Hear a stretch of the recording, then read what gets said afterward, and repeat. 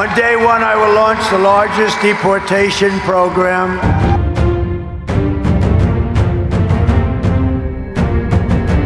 Naku! 300,000 mga Pilipino na nasa Amerika ay papalayasin na? Sa pagbabalik sa pwesto ni US President-elect Donald Trump, gaano katotoo ang pangamba na ipapadeport ang mga Pilipinong iligal na naninirahan sa Amerika? At ano-ano nga ba ang mga hakbang na ginagawa ng ating gobyerno para mapangalagaan ang ating mga kababayan? At magugulat ka sa malalaman mo na may mga legal na paraan upang makapasok sa Amerika at para hindi ma-deport. Kaya marapat na tapusin mo ang ating video. Mga kahistoryador, isang malaking hamon ang naghihintay sa ating mga kababayan sa Amerika. Ang muling pagbabalik ni Donald Trump sa White House ay tila isang mabigat na ulap na nagbabadya ng bagyo para sa ating mga kababayang walang legal na status sa Estados Unidos. Kamakailan lamang, ang planong mass deportation ni President-elect Donald Trump ay nagdudulot ng matinding pag-aalala sa ating mga kababayang nasa Estados Unidos ngayon. Bagamat may mga boses na nagsasabing hindi ito kasing lala ng inaasahan, ang banta ay tunay at nararamdaman ng ating mga kababayan. Ayon sa mga ulat, tinatayang nasa 250,000 hanggang 300,000 ang bilang ng mga undocumented na Pilipino sa US. Bagamat maliit lamang ito kumpara sa kabuang bilang ng mga Pilipino sa bansa, ang bawat isa sa kanila ay may kwento, may pamilya at may pangarap na maaring madurog sa isang iglap.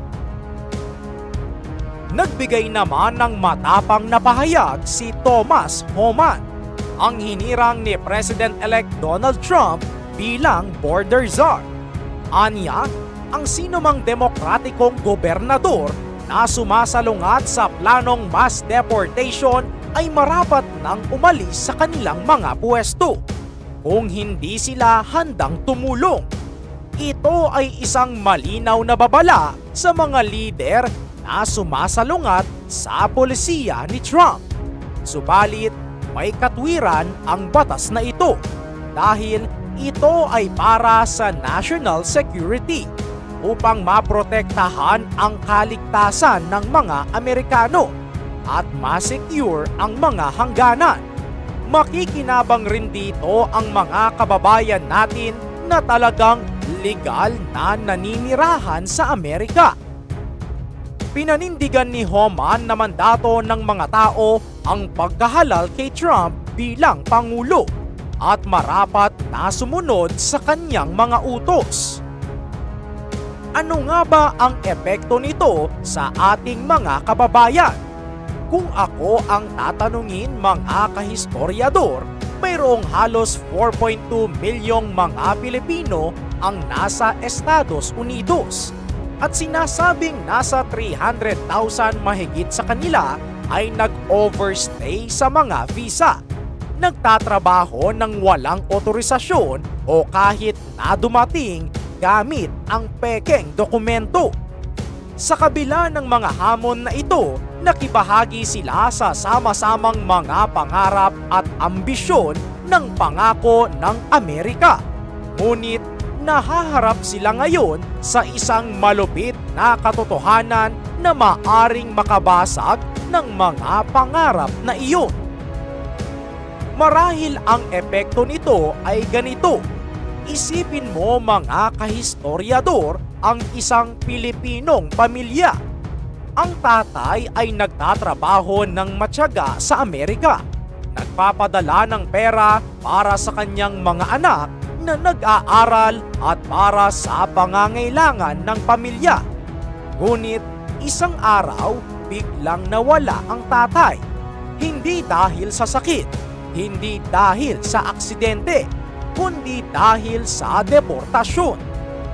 Ang epekto nito ay maaaring mawalan ng financial source ang isang pamilyang Pilipino na nasa Pilipinas na umaasa sa kanilang kapamilya na nagtatrabaho sa US. At syempre, ang biglaang pagkawala ng kita ng mga undocumented na Pilipino ay maaaring magdulot ng matinding kahirapan sa kanilang mga pamilya sa Pilipinas. Ang remittances ay isang mahalagang pinagkukunan ng kita para sa maraming Pilipino at ang kanilang pagkawala ay maaaring magresulta sa pagtaas ng kahirapan at pagbaba ng kalidad ng buhay. At kung titignan mo rin, ang mass deportation ay maaaring magresulta sa paghihiwalay ng mga pamilya kung ang mga magulang ay mapipilitang umalis sa kanilang mga anak na ipinanganak sa Estados Unidos. Ang mga bata na naiwan ay maaari ring magdusa ng emosyonal na trauma dahil hindi naman ito maaaring isama.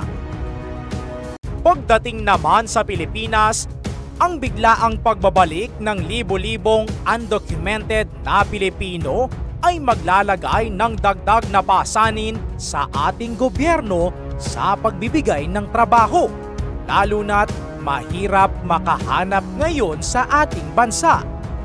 Ayon naman sa Inquirer.net, sinabi ni Ambassador Jose Manuel Romualdez ang ating mga konsulado sa Amerika na nagsasagawa na ng pagpupulong sa Washington DC para pag-usapan ang mga plano para sa mga Pilipinong undocumented. Pero teka lang, hindi pa raw tapos ang plano ng gobyerno.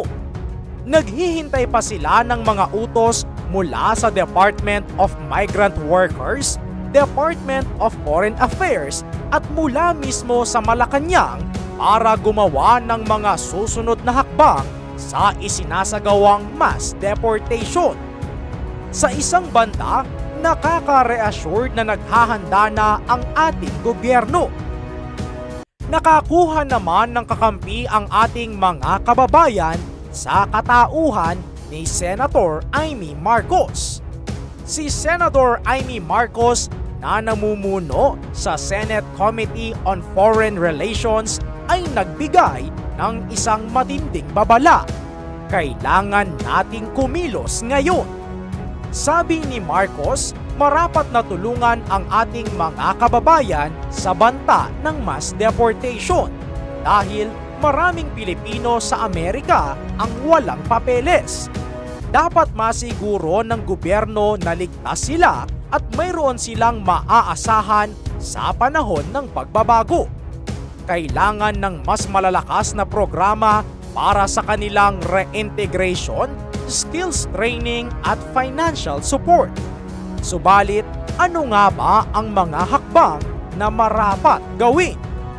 Para sa akin, ang mga embahada at konsulado ng Pilipinas sa US ay dapat magbigay ng suporta at impormasyon sa mga apektadong Pilipino na nasa Amerika mismo.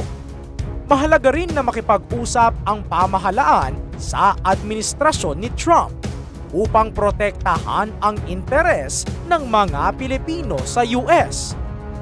At ang maipapayo ko naman sa mga kababayan natin na hanggang ngayon ay iligal pa rin ang paninirahan sa Amerika, kung talagang walang legal na opsyon, mahalagang maghanda ng plano para sa posibleng pagbabalik sa Pilipinas.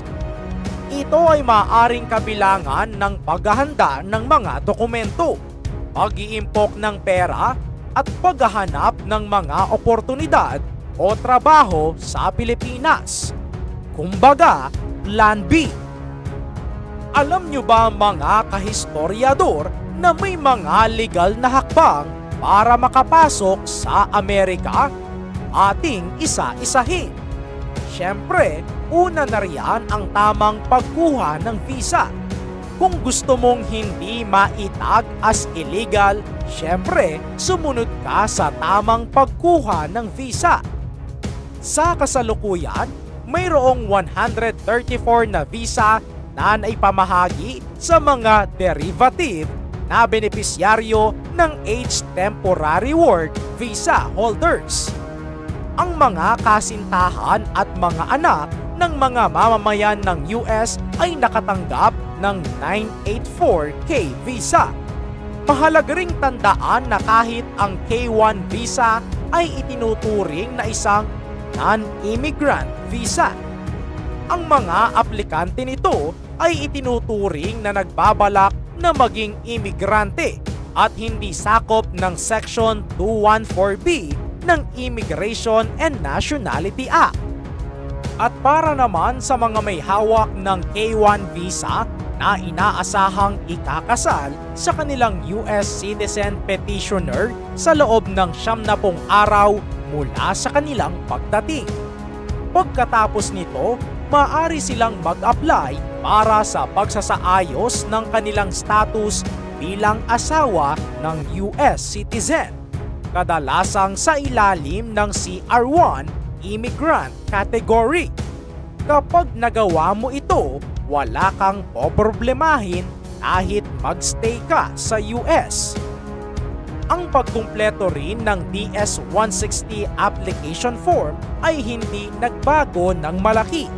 Hindi mo kailangang magbayad upang makumpleto ito dahil alam mo ang iyong personal na impormasyon tulad ng petsa at lugar ng kapanganakan, address at numero ng telepono. Maaari mong gawin ito ng mag-isa. Hindi mo kailangang gumastos kahit isang sentimo. Kailangan mo lamang maglaan ng oras. Isa rin sa maaaring gawin ay ang panunood sa online. Ang US Embassy ay naglalathala ng iba't ibang mga video online tulad ng Visa Hour at Mavisang Usapan, pati na rin ang mga consular tips and guide. Sa kabilang banda, hindi lahat ng may hawak ng visitor visa ay sumusunod sa kanilang kondisyon. Ang terminong tago ng tago o TNT ay umusbong dahil dito. Ayon sa Migration Policy Institute, noong 2019, tinatayang mayroong 370,000 na TNT. Bago ko tapusin itong video na ito, mahalagang tandaan na ang sitwasyon ay hindi pa ganap na malinaw.